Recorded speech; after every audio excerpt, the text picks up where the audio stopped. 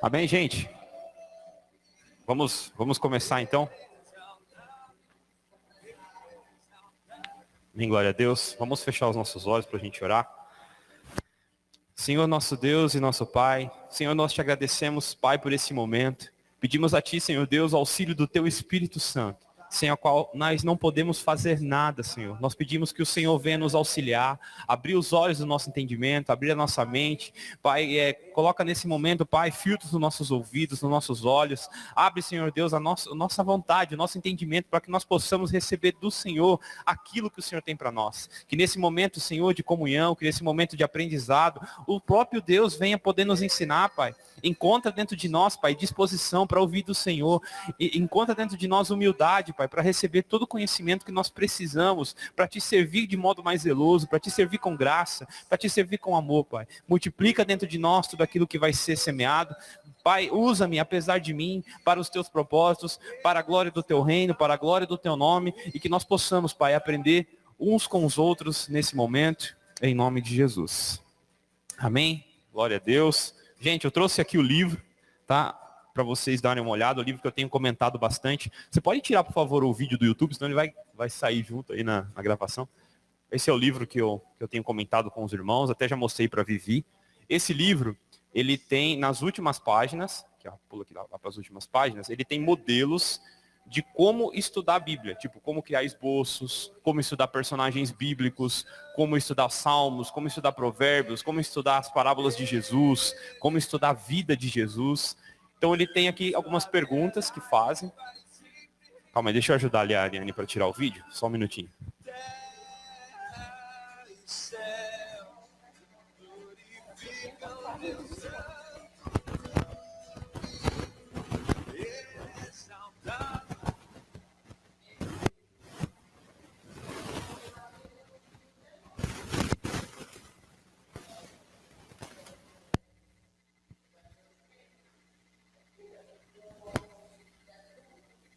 Amém, gente? Então, essa aula de hoje, ela vai ficar sendo gravada no grupo também. Quem está lá em casa consegue assistir. Eu fiz uma pequena adaptação técnica, para não falar gambiarra ali. Então, se as pessoas estiverem lá no grupo e falar, a gente vai ouvir. Também, as pessoas estão online, vão participar, o áudio vai sair por aqui. Vai ser meio que dinâmico a coisa. Amém? O pessoal que está lá, que eu acho que só a Stephanie que entrou no canal. Stephanie, você está me ouvindo? Ela está online aí, amor? Tá? Ela está ouvindo? Fala para ela que ela pode falar que o áudio vai sair aqui na igreja. Amém.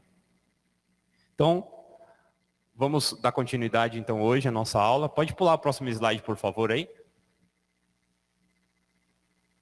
Vamos para o primeiro slide. Hoje nós estamos na nossa aula 5. Amém? Aula presencial.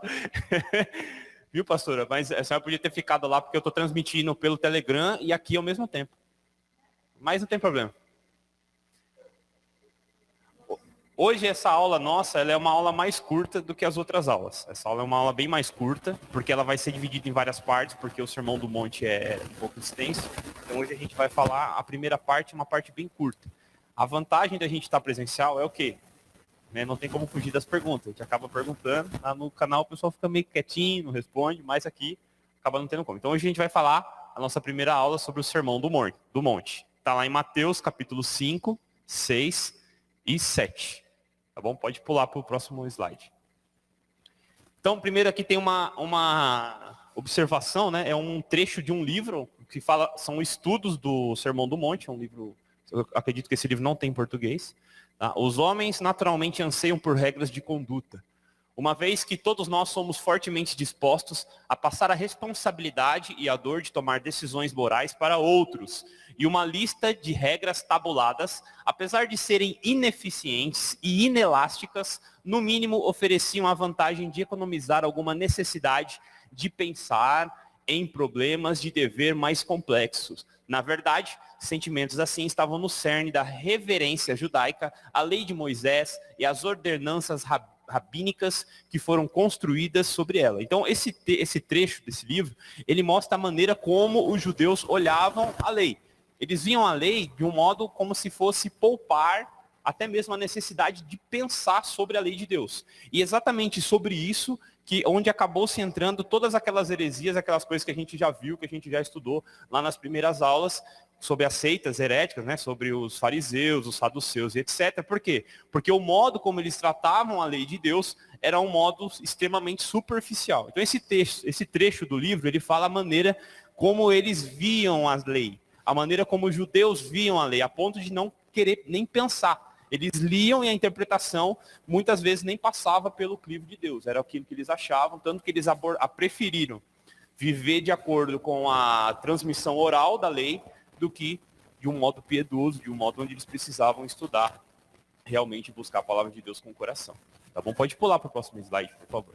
Então, o Sermão do Monte constitui-se no melhor resumo do ensino do Senhor Jesus sobre a ética do reino. Sua mensagem prática e direta tornou-se um dos textos mais conhecidos da Bíblia. Mesmo pessoas não familiarizadas com as Escrituras conhecem seus conceitos.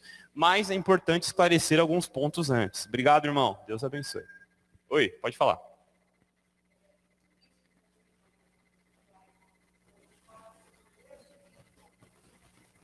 Religiosidade hipócrita.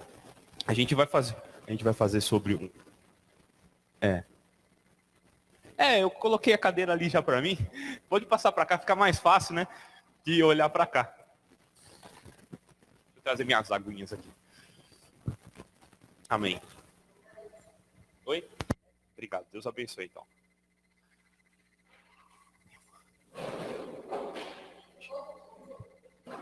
Aqui fica bem mais fácil, né? Não precisa quebrar o pescoço para ler o texto. Amém. Bem melhor. Então, só para vocês terem uma ideia, o Sermão do Monte ele é tão conhecido que existem outras religiões, por exemplo, eu já fiz parte de uma religião, onde a única parte da Bíblia que a gente lia era Mateus 5, 6 e 7. Era a única, o resto da Bíblia não valia nada, mas Mateus 5, 6 e 7 era a Bíblia da Bíblia. Mais ou menos isso. A gente estudava isso. Era isso. Quando eu vou falar, né? Quando eu fui espírita durante muitos anos, e a única parte da Bíblia que o espírita pega é essa parte aqui do Sermão do Monte, o resto ele descarta, mas essa parte eles gostam porque eles se dizem cristãos. E eles acreditam que para ser cristão é necessário única e suficientemente o código de ética moral cristão. E a gente vai ver que isso não é suficiente para nós. Tá? Isso aí é só uma maneira como nós precisamos viver, não significa necessariamente que por causa de seguir isso, eu já sou e já estou no... Pode pular para o próximo slide, por favor. Então, em primeiro lugar, não encontramos aqui o caminho para o céu. Tá? Então, seguir esse Sermão do Monte não quer dizer que você é cristão, não quer dizer que você gosta do código de ética moral que o cristianismo ensina. Não quer dizer que você é cristão. E por quê? Porque eu falo isso porque, como eu já disse, eu fiquei dentro de uma religião onde a gente seguia isso. E nem por isso a gente era cristão, não acreditava em Cristo, não recebia Cristo como Salvador. Cristo para nós era um espírito evoluído que veio, não tinha nada a ver com Salvador, e tudo que ele fez, até inclusive a morte dele é questionada, eles falam que é como se fosse uma armação, que Jesus concordou com Judas, fizeram um esquema para ele morrer. Enfim, bobeiras que a gente escuta, né, heresias que a gente escuta quando a gente está nesse meio.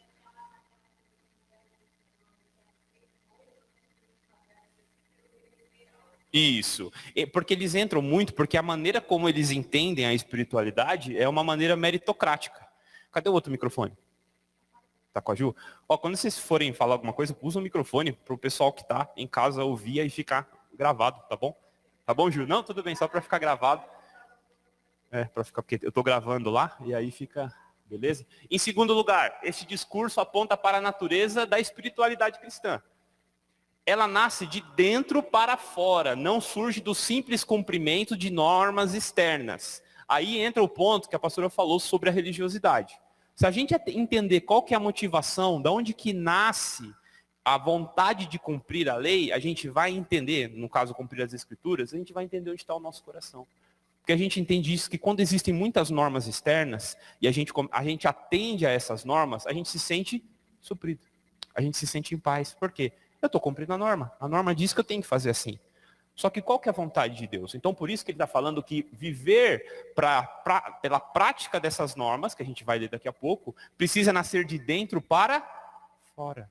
Porque senão daqui a pouco eu começo a cumprir as regras, mas meu coração está longe. É o que Jesus diz, esse povo me honra com os lábios. Por quê? é o que a gente leu lá naquele primeiro texto. Analisando a maneira como os judeus serviam a Deus, o coração muitas vezes estava externo. Mas porque a mente sabia, e porque a boca já estava doutrinada a repetir, eles falavam.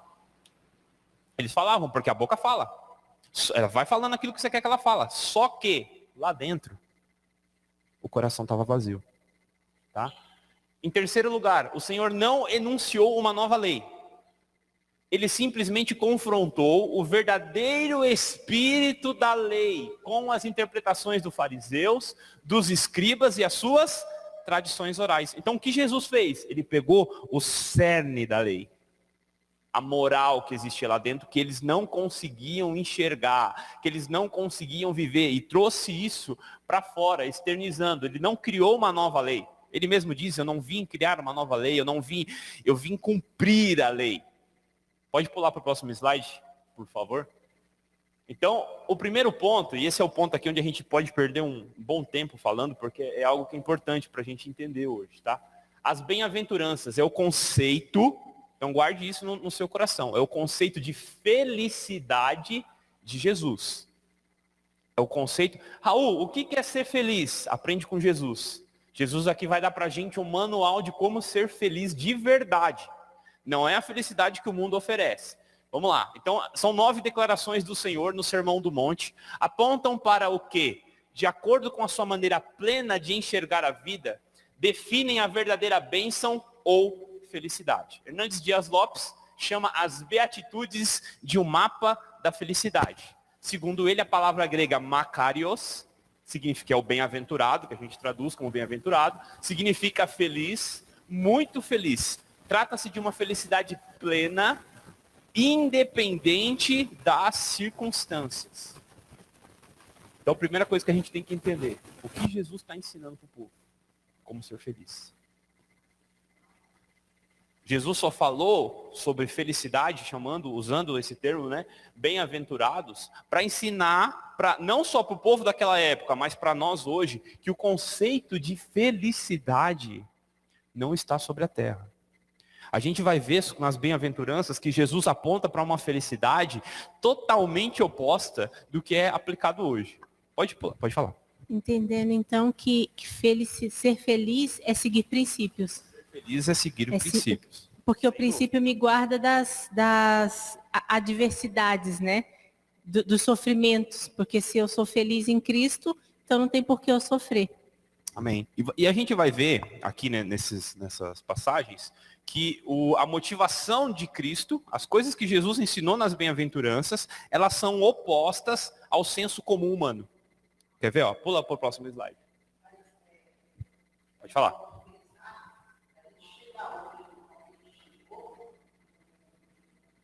Passa o microfone para ele. Passa o bastão aí, irmão, senão... Passa o bastão aí.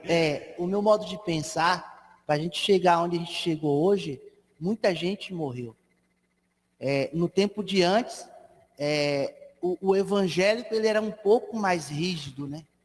Ele tinha uma doutrina que o homem seguia na risca. E nós hoje vivemos pela graça. Cristo ele tirou toda aquela situação, mas tem pessoas que vivem ainda debaixo dessa doutrina, né? Tem igreja que já leva esse negócio num... Uma coisa que a gente precisa entender é que assim, a igreja ela só passou por períodos. Esses períodos de crise que ela passou fez com que ela tomasse algumas decisões humanas e carnais. E essas decisões humanas e carnais trouxe para ela heresias. Vou explicar para você. Quando a igreja passou por um período, nasceu a teologia da prosperidade. Foi um período. Aquele período por onde ela passou, não vou dizer que obrigou, mas foi a consequência humana e carnal daquele tempo, nascer ela. Então ela nasceu. Passou-se um tempo, o que veio? Uma teologia liberal. O que é a teologia liberal? Não preciso ir para a igreja. É a teologia onde eu não preciso mais ter honra a Deus em nenhuma medida, porque tudo é religiosidade. Onde se perdeu o senso de reverência a Deus, é a palavra. Essa é uma teologia que está hoje. E agora tem uma nova que está surgindo, que é a teologia coach. Então a gente tem aí 3 efeitos negativos que surgiram na igreja não vou dizer por necessidades, mas por estratégias humanas. Que eles preciso de uma coisa aqui. Vou inserir algo para resolver o problema que eu estou enxergando. No período da teologia da prosperidade, o que aconteceu? Era períodos onde, se eu não me engano, foi próximo ali da Revolução Industrial Americana. Então, o que estava sendo inserido? Qual que era a cultura que estava sendo inserida? Porque a teologia da prosperidade nasceu lá nos Estados Unidos. Então, nesse período, o que eles incentivavam? O capitalismo, o consumismo. Então, junto com o consumismo, porque na Revolução Industrial, o que aconteceu? Eles produziam-se em massa. Então, para suprir aquela demanda de coisa, o que tinha que fazer? Consumir. Aí foi a época onde eles criaram várias coisas. Podia falar sobre Freud, que ajudou nesse processo do consumismo, lá no início do tudo isso, mas para resumir, para falar do quê? Da igreja. Então, isso inseriu-se dentro do coração do homem. O homem levou isso para dentro da igreja e nasceu a teologia da prosperidade. Do quê? De um conceito cultural da época, do consumismo. Freud teve uma grande influência sobre esse movimento do consumismo lá naquela época, porque ele criou as técnicas de marketing que a gente vê hoje, que incentivam você a consumir, que te levam à necessidade do produto, onde fazem você ser um consumidor, nasceu aonde? Nas doutrinas do Freud. Ele ajudou muito o governo naquela época, até mesmo nas políticas do exército, nas políticas para comprar as coisas. Então, assim, a gente aprende isso. A teologia liberal veio quando? Quando a igreja começou a agir como Israel. Quando a igreja começou a adorar mais a sua placa, então o que aconteceu? Nasceu esse movimento liberal. Porque, não, isso aí é religiosidade. Hoje a gente está vivendo as consequências disso. Tudo virou um produto. Tudo virou um produto e tudo é religiosidade. Se a pessoa tem um pouco de reverência a Deus, está virando religiosidade. Você está entendendo? Então, e tudo isso é um produto de períodos e épocas onde o conceito humano entra dentro da igreja. Pode falar.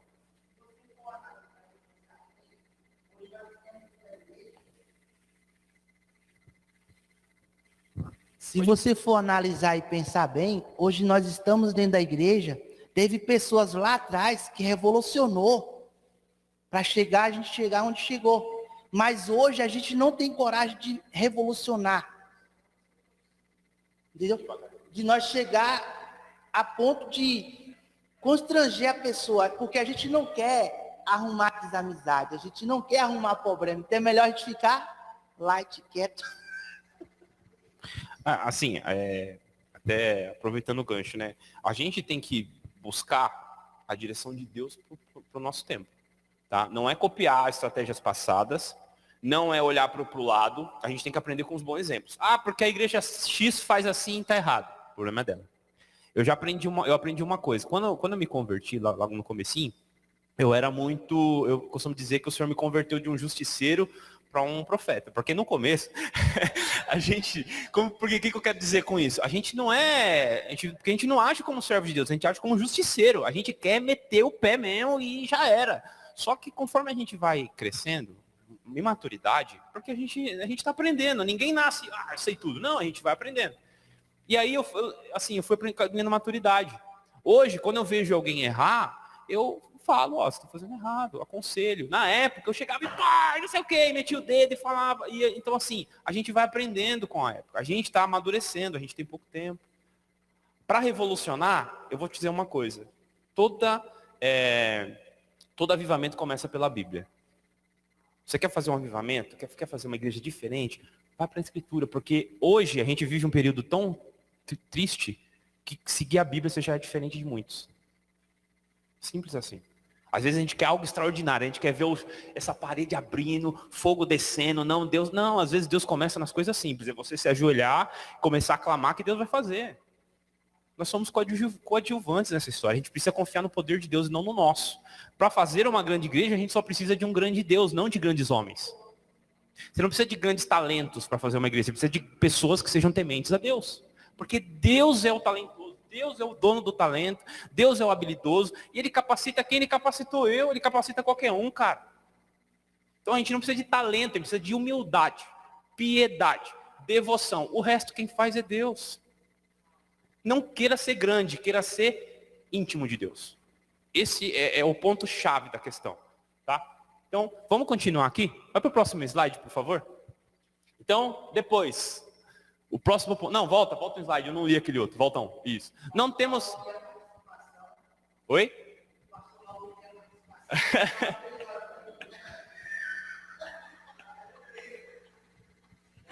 Amém.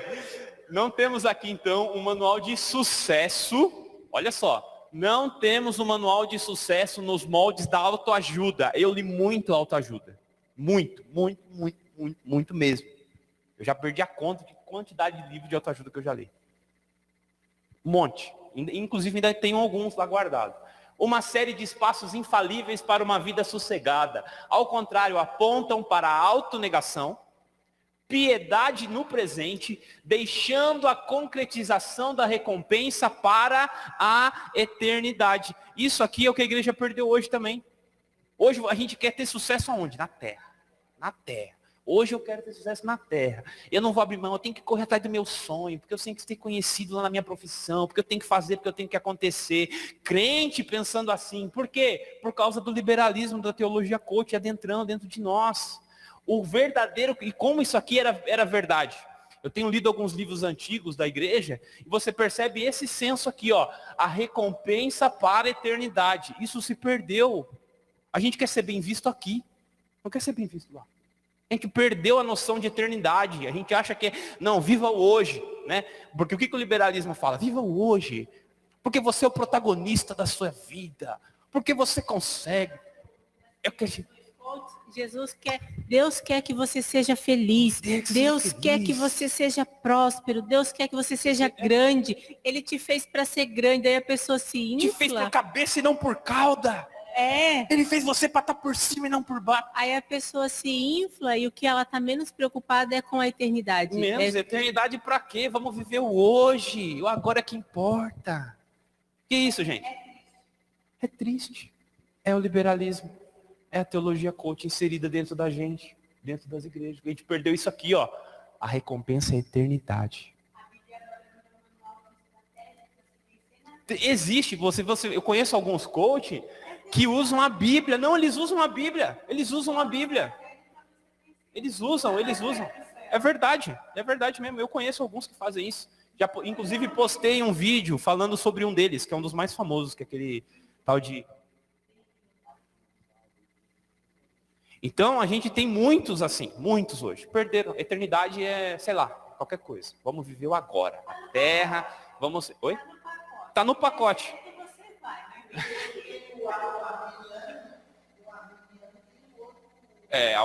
Armínio e Calvino. Isso aí tem a ver com as doutrinas da salvação. Não tem a ver necessariamente com o assunto que está falando. Eu entendo o que você quer dizer. Porque o Armínio, ele quer ser salvo pelas obras como justificação. E o calvinista, ele entende que nós somos salvos pela eleição, pela graça, como diz as escrituras. Aí são dois pontos que não vamos entrar agora. Isso aí é soteriologia, nós vamos deixar isso para outro dia. Vamos lá, vamos para o próximo ponto. Agora sim, pode ir para o próximo ponto. Sal da terra e luz do mundo. Os bem-aventurados têm uma missão a cumprir enquanto esperam a implantação plena do reino de Deus, como sal da terra. Exercemos a função de preservar pelo contraste. E aqui eu quero fazer um pequeno parênteses. Irmãos, nós somos sal da terra, a gente preserva pelo contraste. Não queira ser um caramelo de Satanás. Ou você é luz, ou você é sal da terra, ou você quer adoçar a boca dos outros. Entendeu? Não é ser ignorante, não é. Mas se você só quer pessoas que falam aquilo que te agrada, você está criando um ídolo. Não está buscando a presença de Deus. Amém? Você é sal da terra, você não é caramelo de Satanás. Guarda isso no seu coração. Aleluia. Não somos da mesma natureza que governa este mundo. Somos essencialmente diferentes, como luz do mundo. A luz do mundo, o que é essa luz que brilha em nós? É Cristo, não somos nós, não é para a gente brilhar e ser a estrela. Nós somos luz, mas Jesus diz, eu sou a luz do mundo. O que ele está querendo dizer? Eu estou em você e por isso você brilha. Por isso você tem que atrair a atenção das pessoas para mim. Porque ele é a luz que brilha em nós. Nos tornamos a referência para os perdidos. Uma lamparina é posta em um lugar alto e evidente para que a luz ilumine melhor. Nossas obras devem ser vistas pelos homens, o que implica que vamos mostrá-lo em nosso viver comum e diário. Luz é o quê? O que traz clareza. Né? Eu estou sem óculos e estou num ambiente escuro. Eu não consigo ver detalhe, eu não estou vendo o rosto de ninguém direito. Mas isso é normal. Por quê? Eu preciso de luz, eu preciso de uma correção. Amém? A gente tem que entender que nós somos essa luz e essa correção na vida das pessoas, por contraste. Tem pessoa que a sua não concordar com o pecado dela já é uma afronta. A maneira como você vive para ela já vai ser uma afronta. Ela já vai olhar para você e falar assim, esse daí é chato. esse deve ser crente. Normal, você não pregou para ela. Você pregou para ela indiretamente. Porque pelo seu comportamento, ela olha para você e fala, esse aí é chato, esse aí é sal. Eu sempre costumo dizer assim, se você pegar uma colherzinha de açúcar e pôr na boca, é meio ruim, mas você vai engolir. Agora pega uma colher de sal, põe na boca, não desce. Sal não desce. Sal tem a medida certa. Certo? A gente precisa dessa medida certa do sal. Nossas obras devem ser vistas, o que implica que vamos mostrá-los através... Nossas obras precisam ser vistas. Existe uma diferença de mostrar as nossas obras e ser exibido pelas coisas que a gente faz. Deus chamou a gente para mostrar aquilo que Ele tem feito em nós. Não para se exibir.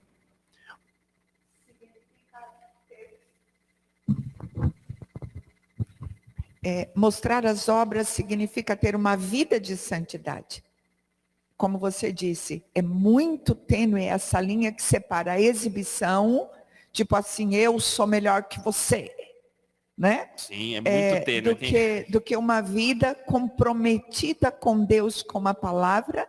Então, essa vida de compromisso é que vai fazer resplandecer a luz que está em nós, vista pelos homens.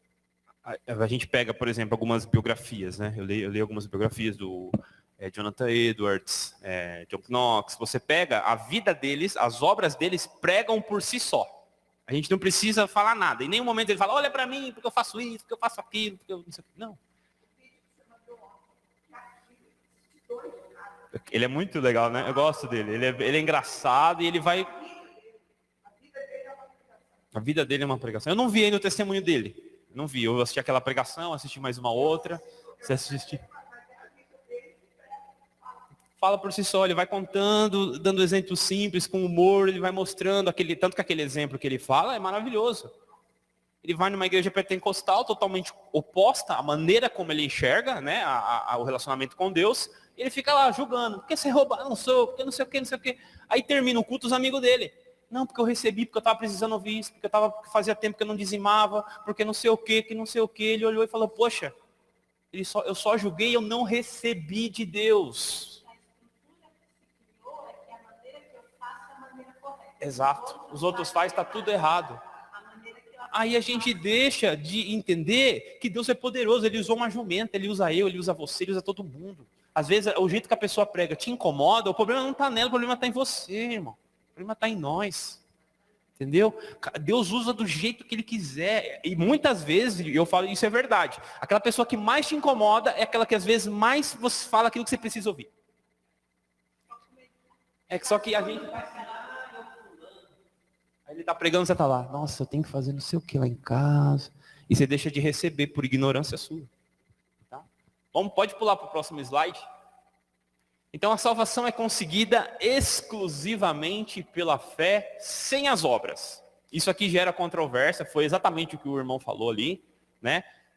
As obras justificam a fé, não a salvação justifica, a fé justifica a salvação, mas também é verdade que fomos criados em Cristo para as boas obras. Então, é impossível eu ser salvo pelas boas obras, mas se eu sou salvo, eu produzo boas obras, porque Cristo me elegeu para isso, Ele não chamou para eu ficar salvo lá. Parado. Não, Ele me chamou para fazer boas obras. Boas obras? Praticar a justiça de Deus. Isso é boas obras. É produzir aquilo que o Senhor determina como justo e como correto. Tá? Ajudar as pessoas, orar pelos irmãos, ser uma pessoa piedosa, amar a sua esposa. Isso são boas obras. Ser cristão é demonstrar a evidência diária da transformação ocorrida no coração através de atos e de palavras. Eu assisti uma pregação do pastor Paul Washer, e ele fala algo que eu tenho falado às vezes, mas eu vi ele falando pela primeira vez. Ele diz assim, a maior evidência da salvação não é se arrepender uma vez quando a gente confessa a Cristo, mas é permanecer em arrependimento. É a permanência nesse lugar de arrependimento. Não é se arrepender uma vez, porque quando a gente vai confessar Jesus, não sei o que, você se arrepende dos seus pecados, arrepende, você acabou. Você nunca mais se arrepende. E aí ele diz, essa pregação foi em 1980 e poucos, eu acho que eu nem tinha nascido. Eu assisti esses dias. Quem tinha nascido? Eu sei que é 86, eu nasci em 89, eu sei que é um pouco antes. E aí ele fala exatamente isso. Ele fala assim, a evidência principal da nossa salvação é permanecer em arrependimento. Isso é uma evidência, evidência. Você foi salvo, você nasceu de novo, você permanece em arrependimento. Você não se arrependeu uma vez, porque o pastor chamou você na frente para ir lá e confessar Jesus. Você permanece naquele lugar de arrependimento. Tá? Então, hoje a nossa aula é bem curta, na verdade. Já estamos quase acabando. Eu acho que se tiver, tem mais 1 ou 2 slides para acabar. É porque na verdade a gente vai conversar e tem a gente vai ir ponto a ponto nas bem-aventuranças, então vai acabar ficando meio... Você vai ver, vai entender. Pode ir para o próximo slide. Então, nós já chegamos nas perguntas. Ó, que maravilha. Qual a diferença, então, entre ter sucesso e ser feliz? 2. Qual é a bem-aventurança mais difícil de viver, na sua opinião, e por quê? 3. Por que a doutrina do Sermão do Monte era tão diferente do ensino dos outros rabinos? Depois a gente volta aqui. Pula para o próximo slide, irmão.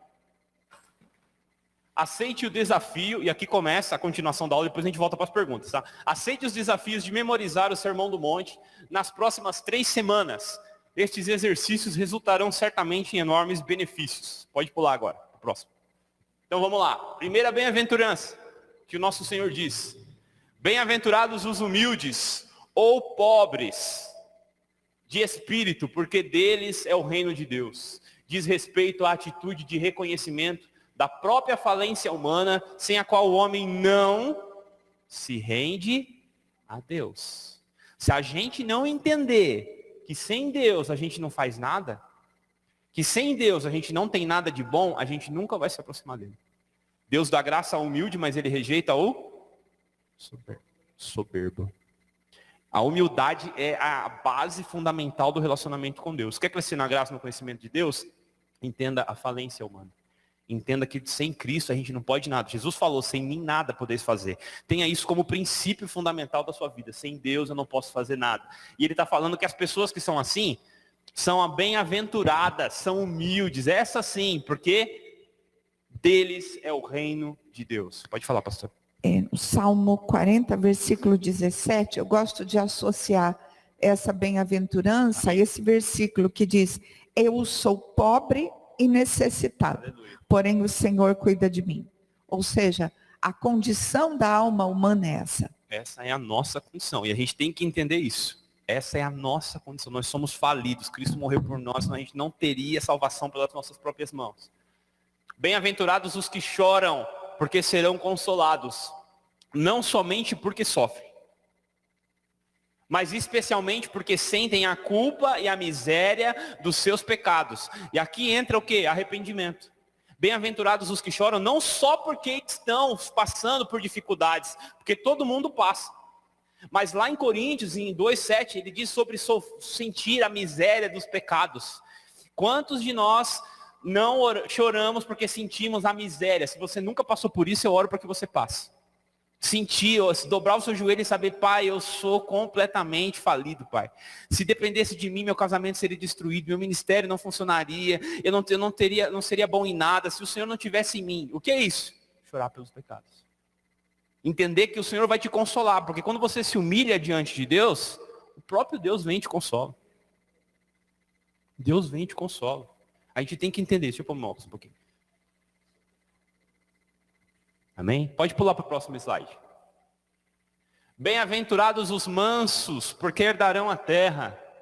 Os discípulos de Cristo são dispostos a abrir mão de seus direitos, se isso for necessário, para evitar escândalos e prejuízos ao Evangelho. Aqui entra um ponto importante para nós, né? Porque ele fala sobre mansidão. Lá no livro de Provérbios, ele diz que é melhor ter domínio próprio do que dominar uma cidade, alguma coisa assim. Diz lá no livro de Provérbios. Por que ele está falando sobre isso? Porque às vezes a gente é movido pela justiça própria. E nessa justiça própria a gente esquece de testemunhar de Deus, porque a gente está exercendo a nossa justiça e não a de Deus. Então a gente precisa entender isso. Os discípulos de Cristo estão dispostos a abrir mãos dos seus direitos, irmãos. Quando Paulo fala, tem uma carta que ele fala que os irmãos estavam buscando motivo de ir diante do juiz para reclamar de outro irmão. A gente tem que aprender a resolver os nossos problemas dentro da igreja. Nós somos a igreja de Cristo. Deus nos colocou aqui para exercer juízo, exercer a justiça sobre a igreja. A gente vai ter que buscar agora um advogado para resolver as nossas causas.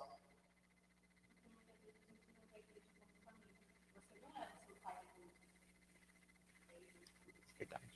Olha que eu já vi gente que levou. Mas tudo bem. Eu já vi gente que levou, mas não deveria, né? No senso, na lógica não deveria, mas eu já vi gente que até o pai levou em juízo. Enfim, normalmente... Exatamente. Essa foi boa. Enfim, exatamente. O que a gente não vê igreja como família. Na verdade, a gente não vê. Isso aí que você falou é crucial. Infelizmente, isso é uma grande verdade. Bem-aventurados os que têm fome e sede de justiça, porque serão fartos. Há uma esperança. Um dia, a justiça de Deus será manifesta daqui uma vez por todas. Embora não seja simples de explicar porque isso não acontece hoje, podemos estar certos de que a justiça de Deus vai prevalecer no final. Irmãos, nós temos que ter fome e sede de justiça de Deus. Deus é poderoso. Quantas vezes a gente se sente injustiçado e depois a gente vê a mão de Deus indo lá e agindo e corrigindo. A própria Escritura diz, minha é a vingança. Eu retribuirei. Confiar na justiça de Deus é não querer pôr a mão em coisas que não é pra gente pôr. Como eu disse, quando me converti eu virei um justiceiro, porque eu queria fazer justiça do meu jeito. Muitas vezes a gente atropela a vontade de Deus para fazer a nossa. Tá? Então a gente não pode agir dessa maneira. Então bem-aventurados os que têm fome e sede de justiça de Deus, porque esses serão saciados, estarão fartos. Aleluia. Pode ir para o próximo.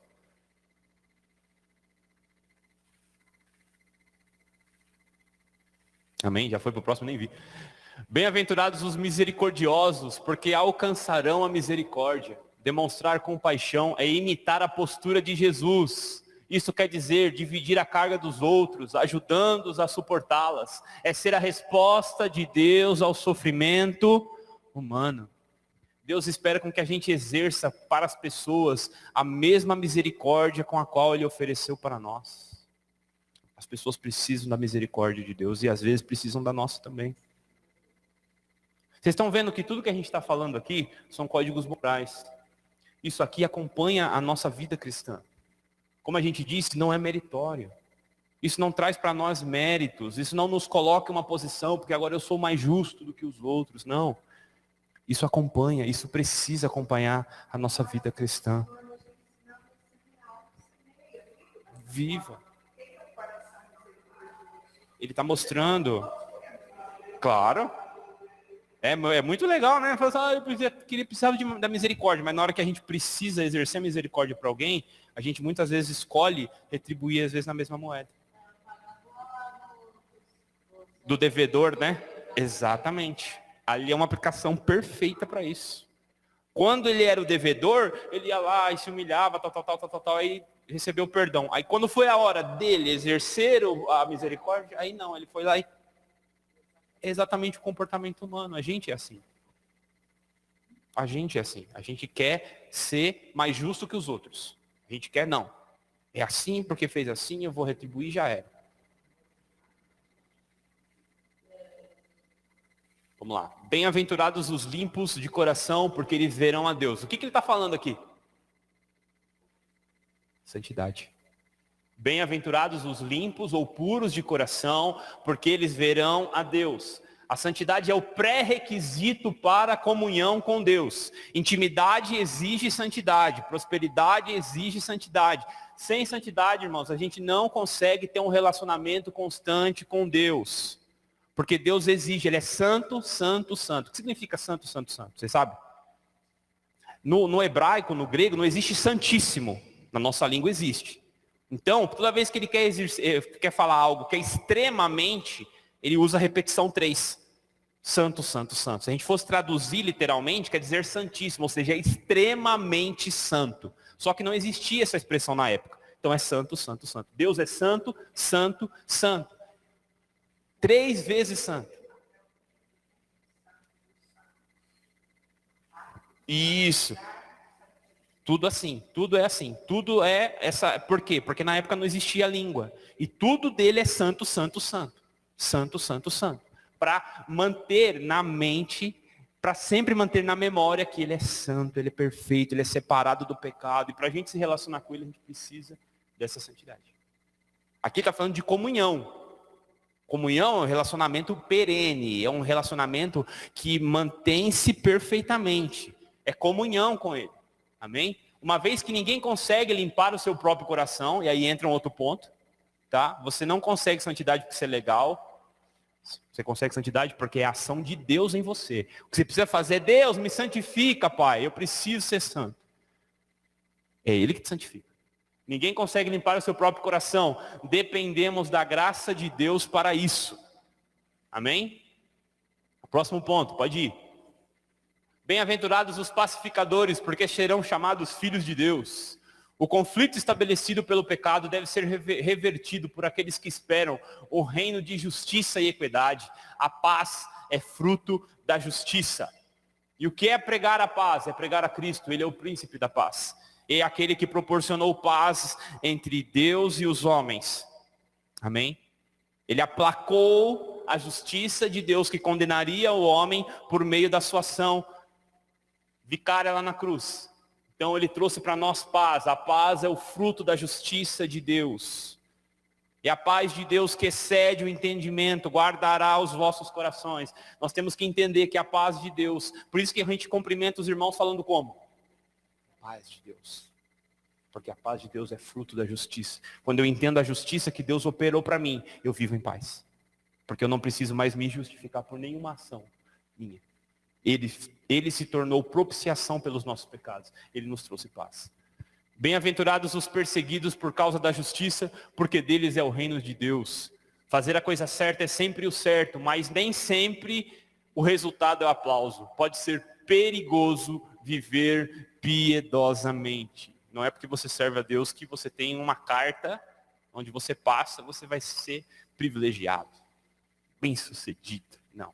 E como eu já disse, a natureza dessas bem-aventuranças já quebra para nós o conceito humano coaching. Amém? Eu posso falar porque eu sou um ex-coach. Amém? Eu sou um ex-coach. Já passei por isso. Né? Vou dar meu testemunho de coach? Não, brincadeira.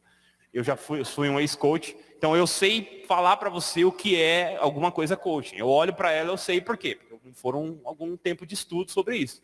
Tá? Então, o que Jesus está ensinando aqui, o contrário é o coach. Amém? O contrário de tudo isso aqui. Pega tudo. O que é o oposto? Bem-aventurado perseguido por causa da justiça. Você pega o oposto. Bem-aventurado é aquele que não sofre perseguição. É o coach. Se você pegar isso aqui e inverter, você vai aprender coach. Você quer estudar coach? Pega isso aqui e inverte tudo. Você vai virar um coach profissional. Top. Tá? Porque de mentira é que o coach se move. Fazer a coisa certa.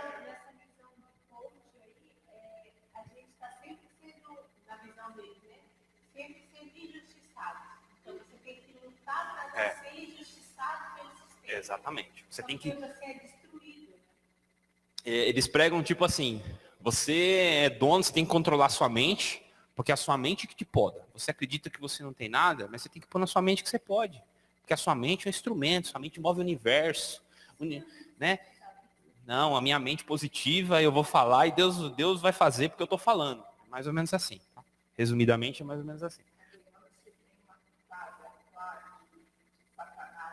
Perfeitamente, não tenha dúvida. Se você for prestar a mesma atenção na Bíblia, o coaching, ele foi a estratégia que Satanás usou para Adão. Adão, come essa fruta, você vai ser igual a Deus, vai lá que você consegue. Eva, vai lá, come que você vai conseguir. Quando Satanás se apresenta para Jesus lá para fazer a tentação no deserto, ele falou o quê? Pai, transforma essa pedra em pão, você consegue. O que é isso? Coach. Pula daqui, porque se você pular daqui, Deus vai mandar não sei o quê. Está deturpando uma verdade. O coach faz isso, irmãos.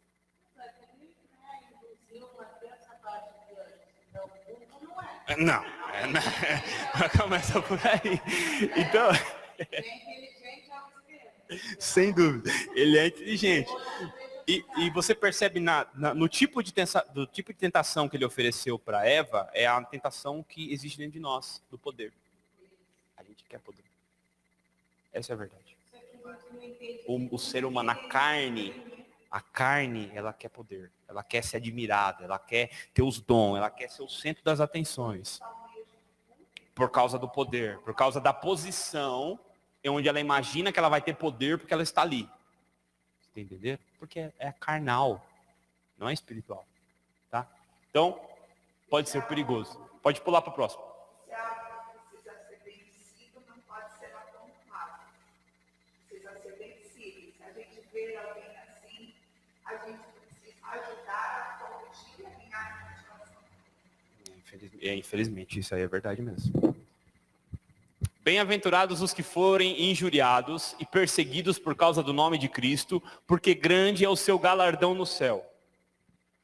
Não existe garantia de proteção e segurança para os que pregam a Cristo. Muitos mártires, começando pelos primeiros discípulos, sofreram na pele as consequências da sua decisão de seguir a Jesus. Não existe garantia, tá bom? Que você não vai passar por nenhum tipo de sofrimento só porque você segue a Jesus. E ali fala um pouquinho sobre o coach, ó.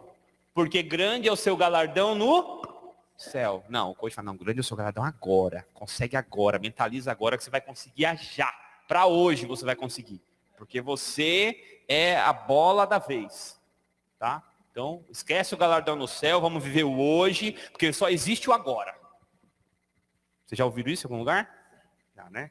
Então, amém. Vamos voltar para as perguntas lá agora. Pode voltar para as perguntas. Volta tudo lá.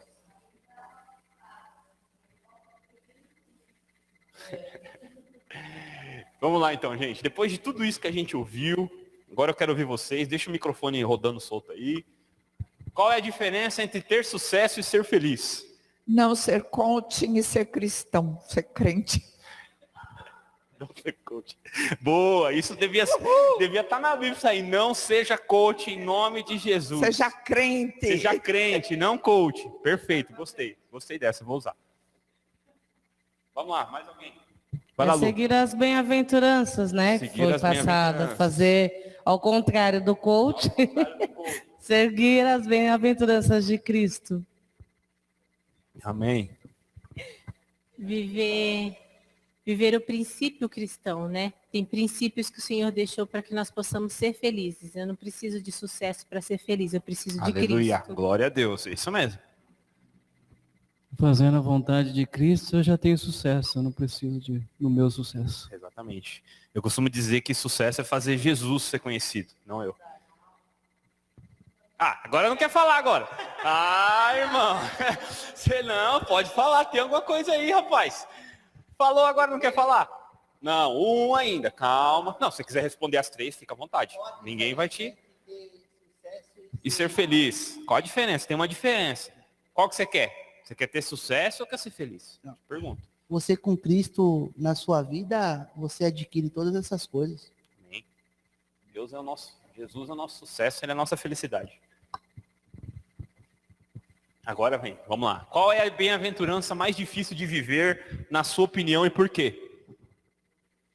Qual que é a mais difícil, hein? É Vamos bem-aventurança, rapaz. Eu vou te dar um puxão de orelha. Bem-aventurança, irmão. Bem, eu acredito que o versículo 5, quando fala de ser manso, né, bem-aventurados mansos, porque nós temos dentro de nós, né, algo para ser vencido de uma maneira tão intensa, que é essa carne, que é esse direito de justiça própria, que grita dentro de nós. Então, eu entendo que das bem-aventuranças, eu acredito para mim, né? Para mim, é viver esse nível de mansidão, matar a carne a tal ponto de ser chamado manso. Moisés foi chamado o homem mais manso da terra. Deus, dá-me a unção de Moisés. Oh, Jesus, oh, repete as palavras.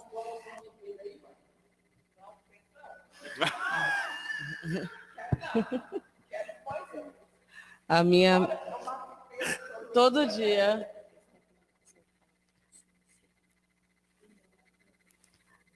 A minha também, a dificuldade é a mansidão. É muito difícil. Mas assim, eu tenho vencido, para a glória de Deus. Mas é a questão de repente, alguém não enxergar da mesma maneira, né? Como o pastor disse, já foi justiceiro. Às vezes eu me pego nessa, querendo ser justa ao meu ponto de vista. Mas aí o Espírito Santo é tão bom que me mostra que eu já fui tão feia, né? E sou ainda, tem muita coisa para mudar, mas questão de mansidão, às vezes eu fico pensando, né, com o meu eu acabo sendo trouxa, sabe? Tipo, sim. Ser mansa demais acaba sendo trouxa. Não, mas eu tenho que ser. Então é uma luta constante, não uma dificuldade, é uma luta constante comigo mesma. Eu acho que, para mim, a mais complicada está lá na 10. Aqui vai dizer que os que sofrem perseguições por causa da justiça. Mas o mais difícil é não me sentir injustiçada no meio das perseguições. Entende? Que a gente acha que a gente está vivendo uma vida tão correta. É verdade. A gente começa a ser perseguido. Ai, Senhor, estou sendo injusto comigo. Não é verdade? E é de se sentir injustiçado. Meu sofreu, a gente fala de perseguição, mas isso é uma grande verdade, cara. Sabe, isso é uma grande verdade. A questão de me sentir injustiçada no meio da perseguição, ao invés de olhar e falar, yes, eu estou sofrendo perseguição, é porque eu estou no caminho certo, é por causa de Jesus. É verdade, isso é uma grande verdade. Eu acho que é a 7. Felizes misericordiosos, porque a gente é justiceiro. Diante de algumas situações que acontece na nossa vida, tem coisas que é muito fácil ser misericordioso, mas tem coisas que não. Então, a primeira reação é pegar e cortar a orelha de Malco. É bem por aí mesmo, hein? Isso é verdade. É isso que às vezes eu penso, né? A gente está na igreja, a gente procura ajudar as pessoas. Vai ajudando. A primeira pedrada que a pessoa dá pra gente, o que a gente faz? Mas eu ajudei tanto ela. É verdade, quer dizer. Eu ajudei tanto, eu ergui minha mão, eu fiz, aconteci, tirei meu carro da garagem, fui ali, fui aqui, e ela fez isso comigo. Sabe?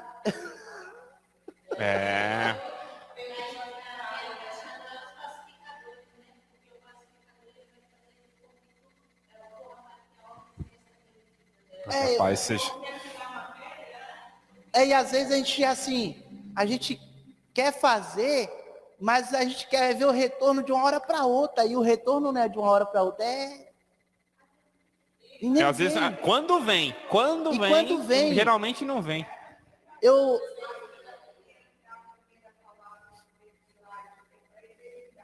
É para eternidade.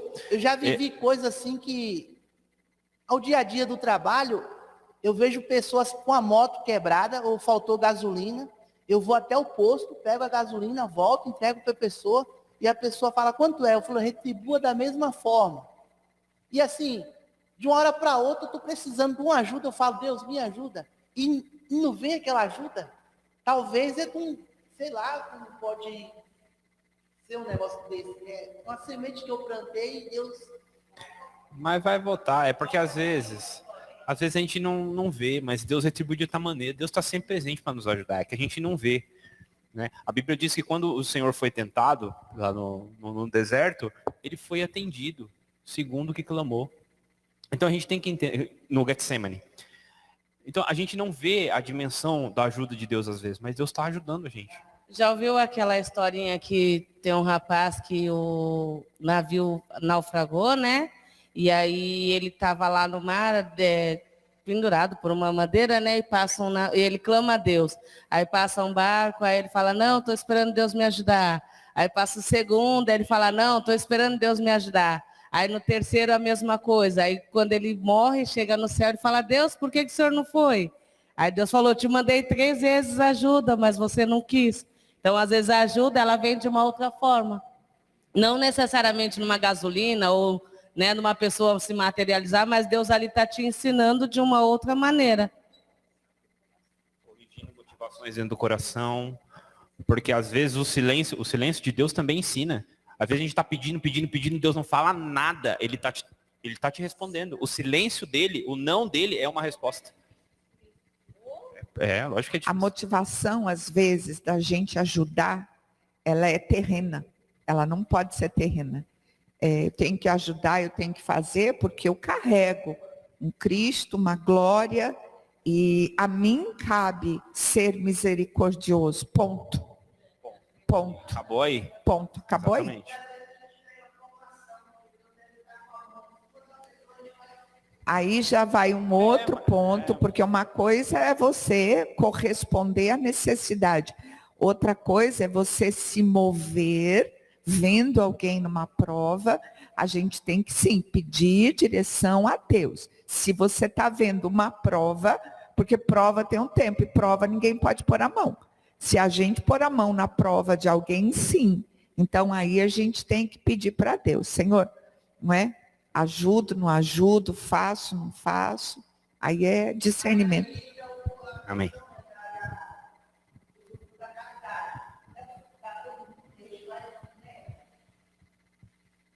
Discernimento. A gente precisa de discernimento para entender as dimensões que a gente está atuando. Porque dizer não, a gente tem que também estar disposto a sofrer as consequências, porque o outro pode não entender o seu não. Não foi? Foi o que aconteceu com a Vivi aqui. Foi 2 vezes, né? Mas eu acho que todos estavam aqui, que a minha filha, eu fui na casa da minha filha, e aí mãe, né, curiosa, eu fui lá olhar o armário, esses negócios, mas não falei nada. E aí eu vi que não tinha nada, né? E eu tenho um neto que vai fazer 3 anos, e aí ela tinha poucas as coisas ali, mas eu tinha que confiar em Deus. E aí eu vim chorando para a pastora, ai, pastora, me ajuda, logo no comecinho do ano. Pastora, me ajuda, minha filha não tem, não sei o quê. E aí eu comecei a chorar. Só que no mesmo instante, Deus acalmou meu coração. Eu falei, né, Jesus? Aí a pastora falou, Vivi, agora foi um mês complicado, a gente não tem, mas vamos orar a Deus. E assim Deus respondeu. Poucos dias depois, ela arrumou um emprego, que eu falei, e um emprego bom, né? E Deus supriu todas as necessidades. Então, se naquele momento eu tivesse pego a prova dela e eu ia lá e fizesse uma cesta e eu fosse, então as coisas teriam acontecido de uma outra maneira. Porque se Deus planejou, vai acontecer. Mas poderia ser que não tivesse acontecido daquela forma, não tivesse conseguido. Exato, não conseguisse a faculdade, não conseguisse o bom emprego. Ela conseguiu tudo. Exatamente, Ajuda, emprego melhor ainda, né? Melhor ainda do que você poderia fazer. Você ia suprir só uma necessidade no momento. Deus supriu a necessidade, deu provisão e ainda capacitou ela para algo maior. Para um outro, exatamente. Entendeu? Glória a Deus. Amém. E aí, por isso a gente precisa de discernimento. Amém? Então, tem muitas coisas a serem analisadas aí. Vamos partir aqui para a próxima questão. Por que a doutrina do Sermão do Monte era tão diferente dos ensinos dos outros rabinos? Foi a primeira coisa que a gente falou. Vamos lá. Por que era diferente? Por que Jesus parecia diferente? Pode falar, hein? Foi o primeiro ponto que a gente falou. Então, porque na verdade eles cumpriam não, né? Eles ditavam a lei conforme a vontade deles e não como a vontade de Cristo. Eles não colocavam, na verdade, Deus dentro desse sermão. Né? Era como se preocupado mais com os modos do que com a forma. Com a prática do que com a essência. Exato, colocavam as palavras para fora, mas o coração estava cheio, não viviam aquilo que pregavam. Perfeito, é exatamente isso. Perfeito. Pode falar. Acho que já foi, cumpriam normas, né? Cumpriam regras. Eles queriam cumprir as normas, estavam preocupados com isso. Quando Jesus deu o Sermão do Monte, por que ele viu diferente? Porque Jesus tinha completa autoridade para falar sobre assuntos morais, espirituais. Por quê? Porque ele vivia o que ele falava. Então, quando eles viram uma pessoa com autoridade falando sobre, como a gente já viu, a aplicação da lei em um conceito ético e moral, esse cara está falando uma coisa diferente. Era diferente por quê? Porque a essência que ele estava falando era verdadeira, de alguém que realmente vivia e entendia o que estava falando. Ao contrário dos outros, só estavam repetindo, porque era uma tradição oral. Foi a primeira coisa que a gente comentou. Porque os rabinos eram hipócritas, eram pessoas que tinham uma religiosidade contaminada, uma religiosidade totalmente sem piedade legítima. Certo? Alguém quer falar mais alguma coisa? Você disse aqui que o Sermão do Monte, segundo Hernandes Lopes, pastor Hernandes, é o mapa da felicidade. Isso, mapa da felicidade. Se a gente sabe que o entendimento ele abre portas, podemos dizer sem medo de errar que o Sermão do Monte ele é um portal.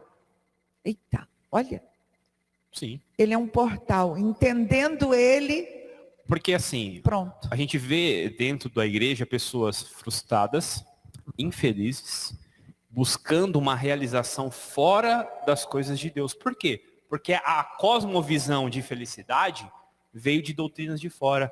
Muitos, inclusive muitos irmãos que estão na igreja, porque a gente foi, quanto tempo a gente ficou em igreja que tem teologia da prosperidade?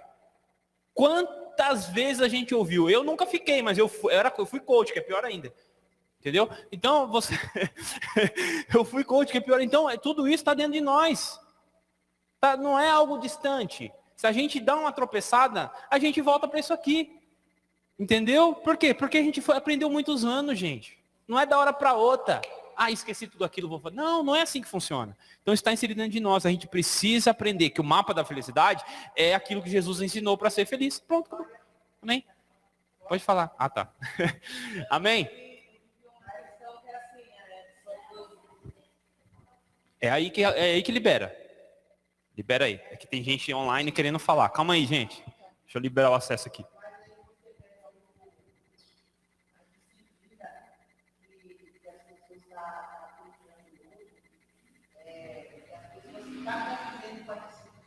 Aqui, ó. É aqui.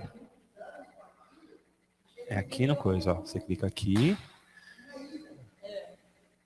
Permitir a fala. Pronto, pode falar.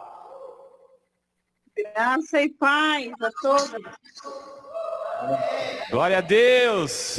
Pega no microfone. Fala que ela vai... Uhum. Bom dia, pessoal. Graça e paz, beleza? Bom dia, família! Bom dia. Ô, Raul, tem uma frase que você falou que até tá dando risada até agora, cara. Escuta essa. Qual que é? Ô, Raul, você e suas pérolas. Hoje você falou o quê? Nós somos o sol da terra, não caramelo de diabo, é isso mesmo? É isso mesmo. Nós somos o sol da terra, não o caramelo de Satanás. Ah, entendi. Amém, amém. Você entendeu Amém. aí? Aproveita que você tá on aí e responde as perguntas. Ai, Jesus. Não, deixa eu dar uma refletida depois da resposta. Não, sem Acho que problema. daqui a pouco o Tom vai responder alguma coisa, vai falar alguma coisa. Só um minutinho. Tá bom. Amor, vai falar? Amém.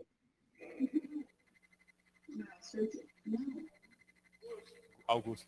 Pode falar, Tom. Estamos ouvindo você.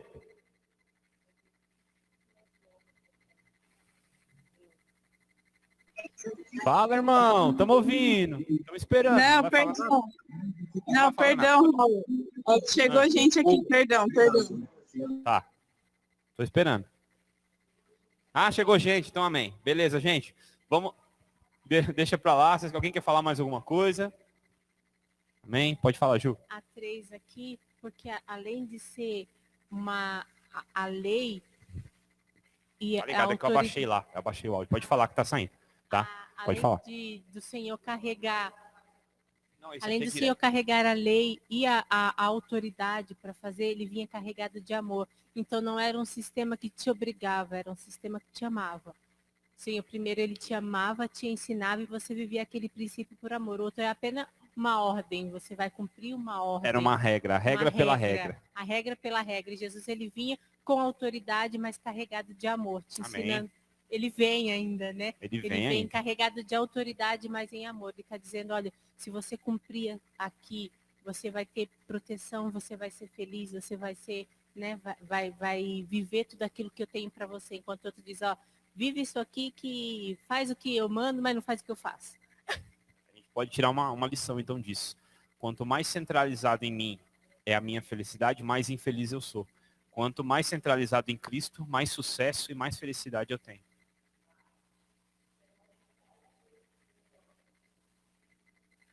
Oi?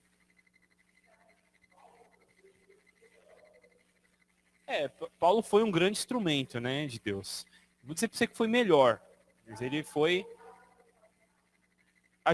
O que eu costumo entender de Paulo é a fome que ele tinha por Deus. Porque a fome que ele tinha por Deus, Deus viu ele dentro do farisaísmo, que era onde ele estava. Paulo era fariseu de fariseus, mas lá dentro ele tinha um coração sincero. Lá dentro ele tinha fome por Deus. Ele era fiel à palavra. E Deus via isso porque ele fazia aquilo com zelo e com firmeza. Quando ele se converteu, ele permaneceu. Só que agora no foco certo. Você entendeu? O mesmo foco que ele tinha de um lado, produzia fruto de morte. Quando ele se converteu, produziu fruto de vida. Ele carregava uma verdade. Ele era uma pessoa que era teimosa. Ele era uma pessoa que era... Tanto que quando o Senhor aparece para ele, o que ele diz? Paulo, duro é para ti recalcitrar contra os aguilhões. O que é isso? Estava lutando. Como tem sido duro para você lutar contra o meu evangelho?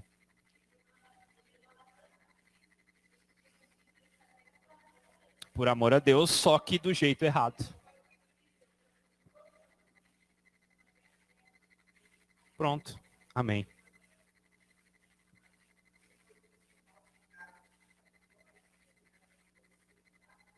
Você está resistindo, tem sido duro. Duro é para te recalcitrar. Você está lutando contra a minha vontade. Tem sido duro para você fazer isso. Como tem sido duro para você resistir à minha mão? Mas amém.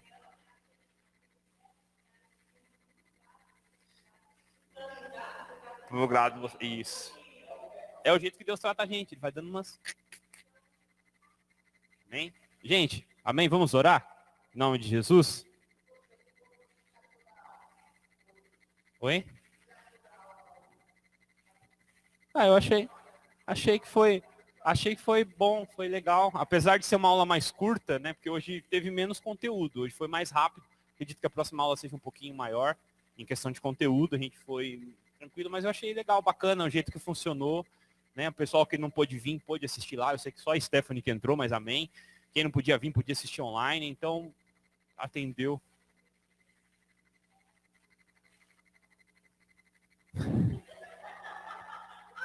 O pessoal não entendeu. Ela achou que era online. Não, Então, mas amém. Porque na verdade eu não tinha certeza que ia funcionar. Tá? Porque eu cheguei e fiz aqui agora para funcionar. Nem eu sabia que ia dar certo. Então eu já nem falei, não vou criar expectativa, porque depois os outros chegam aqui e não vai ter online, vão querer me arrancar minha cabeça. Então vamos. Mas deu certo. Amém? Vamos orar então, em nome de Jesus.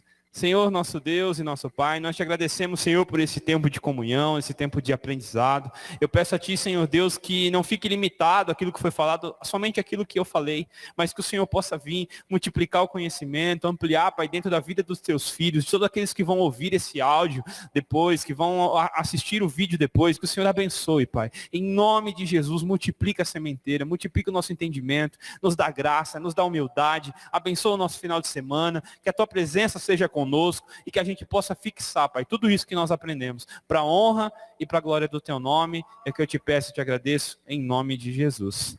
Amém, queridos? Glória a Deus.